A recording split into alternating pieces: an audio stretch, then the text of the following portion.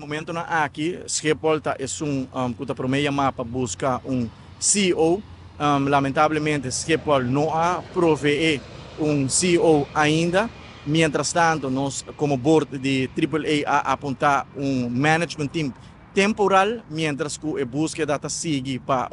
CEO, nós a expressar nos desejos nas várias ocasiões que nós senti que na Aruba tem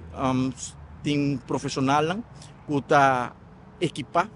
que tem experiência, que tem conhecimento, que lo por fungir como CEO de companhia e nós espera que tenha búsqueda que o Schiphol está fazendo por identificar profissional local para assinar guia nos aeroportos, pero tem momento aqui nós não tem claridade do processo que está sigue, nós agora informar assim que ainda não há CEO para liderar a organização e, mientras tanto, tem management team temporal que está constituído de solamente profissional no local.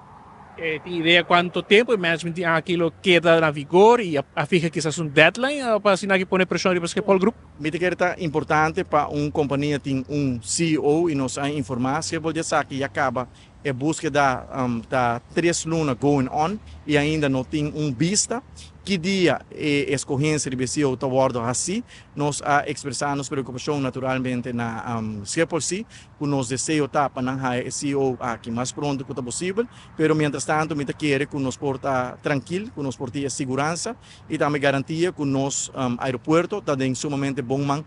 de nosso próprio profissional no local. Sigue confia en Schiphol, para lo cual está su prolongación de su concesión para venir a los aeropuertos? Bom, no mesmo momento, nós estamos arribando negociação em si, com o Schiphol para sobre está a apontar seu novo, pero todos também está tomando decisão se o país Aruba, se o governo de Aruba, como governo representando handle holder,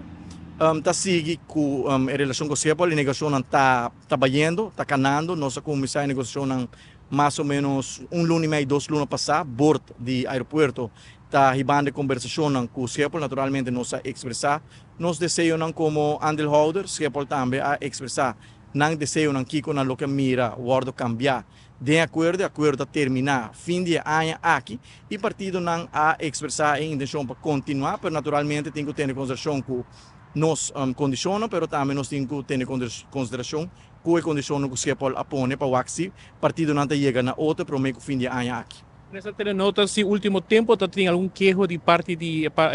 arrivals, aduana, com problemática de airco, com a logístico, com todo viável atende, turista também queixa de guardamento, tem atenção de ministro para essa aqui de ver com o qual é câmbio não está tomando lugar de board? Sim, me querer nos aguardo por na altura de vários eixos que tem no aeroporto, falta de manutenção, onde não nos comunicar, essa aqui com o board no seu turno, board a comunicar também com esse o saliente que o senhor May supõe atenção na